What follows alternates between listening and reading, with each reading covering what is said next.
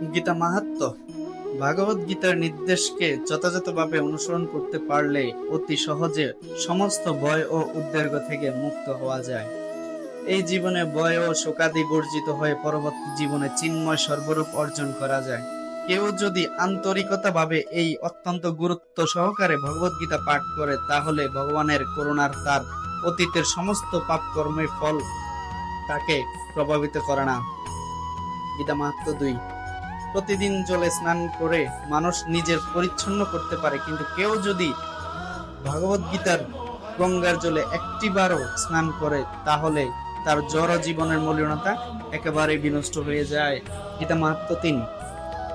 যেহেতু ভগবত গীতার বাণী স্বয়ং পরম পুরুষোত্তম ভগবানের মুখনিসৃত বাণী, তাই এই গ্রন্থ পাঠ করলে আর অন্য কোনো বৈদিক সাহিত্য পড়াবার দরকার হয় না। গভীর নিষ্ঠা ও আন্তরিকতার সঙ্গে নিয়মিতভাবে ভগবত গীতা শ্রবণ ও কীর্তন করলে আমাদের অন্তর্নিহিত ভগবত ভক্তির স্বাভাবিক বিকাশ হয়। বর্তমান জগতে মানুষেরা নানান রকম কাজে এতই ব্যস্ত থাকে যে এর পক্ষে সমস্ত বৈদিক সাহিত্য পাঠ করার সম্ভব হয় না। সমস্ত বৈদিক সাহিত্য পড়বার প্রয়োজন নেই। এই একটি গ্রন্থ ভগবত গীতা পাঠ করলে মানুষ সমস্ত বৈদিক জ্ঞান সারমর্ম উপলব্ধি করতে পারে। কারণ ভগবত গীতা হচ্ছে বেদের সার। এই গীতা স্বয়ং ভগবানের মুখনিসৃত উপদেশের বাণী।